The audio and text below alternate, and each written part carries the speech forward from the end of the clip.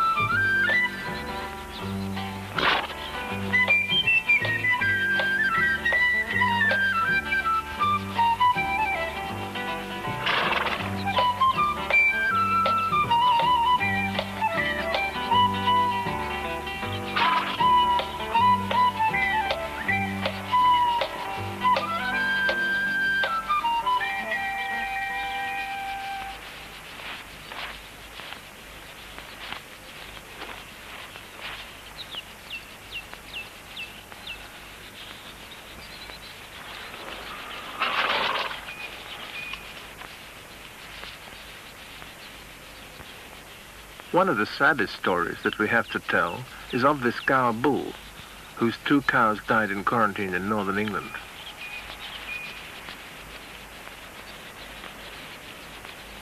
This noble ox is down to a few hundred only in India, Burma and Malaysia. Fortunately, half a dozen zoos have established breeding groups, so it is possible the species may yet be saved.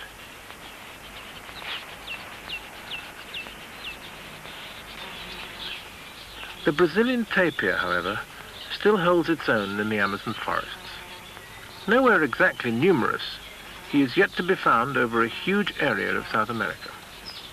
A perfect model of a tropical horse, he has remained unchanged morphologically for 10 million years.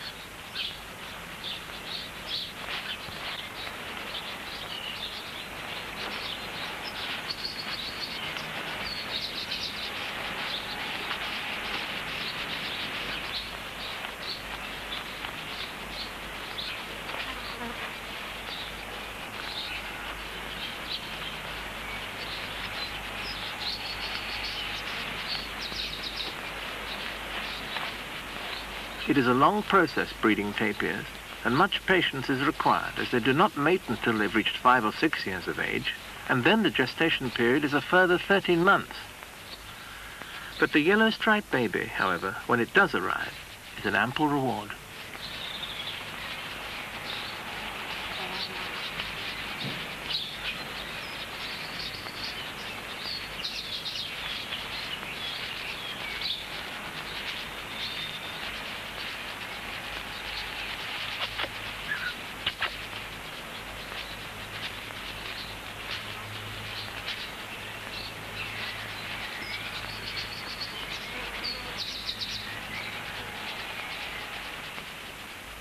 At one time, I thought that the 50 acres of howlets would be ample for the animals' needs. But for a few years now, I've been looking for another estate nearby, where the burgeoning herds could have more land, and where I could spaciously accommodate the creatures that have bred so profusely.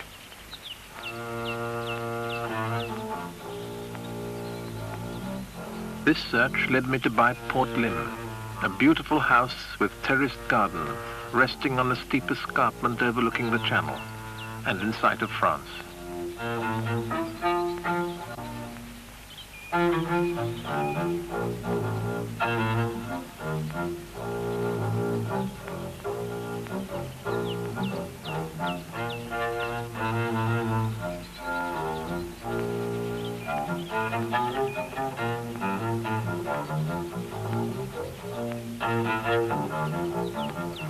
Over 3 years of work was needed to enable us to open the Port Lim Wildlife Sanctuary to the public. And many more years will pass before a full restoration of the house and garden can be accomplished. Neglected since the outbreak of war in '39, the task before us was and remains a daunting one. But for the wild herds, Port Lim has already proved a blessing.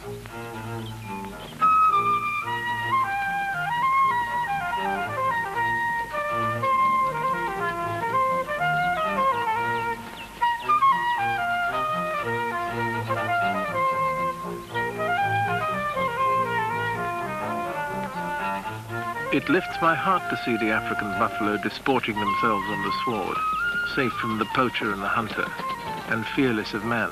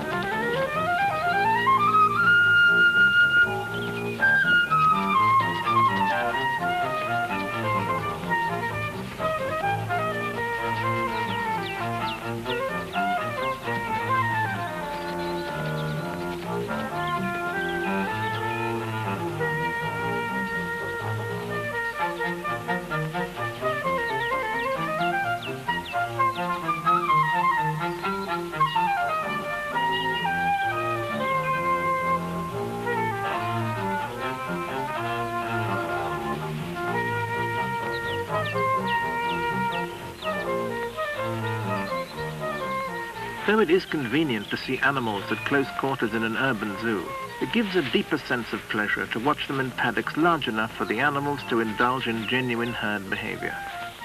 Quarreling, stampeding, reuniting, wallowing, dust bathing, ruminating, displaying, and making love. Here at Port Lim, the herds enjoy their newfound freedom, and we expect their numbers to increase accordingly.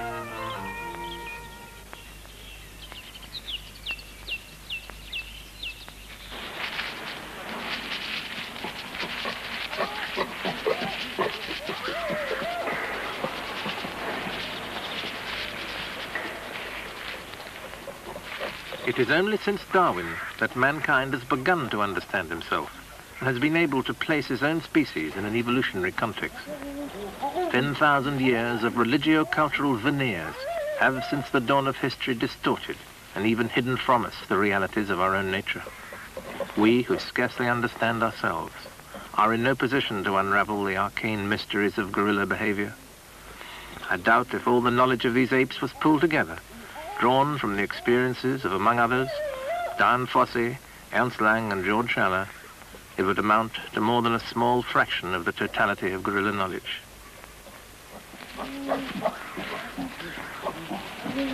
What Hegel says of history, we can say of the gorilla.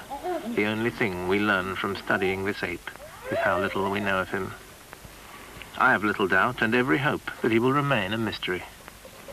After 18 years of intimate contact, I'm still enchanted with the unexpectedness and spontaneity of their behavior. To enter their enclosure and to play with them, to be accepted by them as some sort of honorary member of the band, is now for me an indispensable part of my life.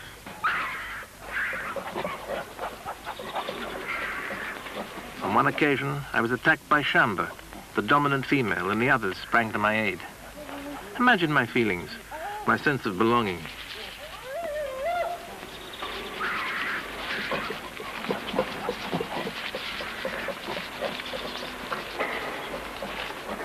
I once thought that the chances of being tolerated by an adult male were remote, but I've now changed my mind.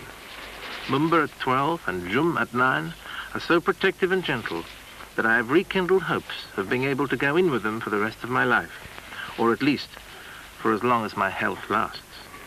At 50, my physique is not what it was, and when Mumba, who weighs nearly 300 pounds, jumps on me or uses me as a vaulting horse, I find that my frame creaks under the strain.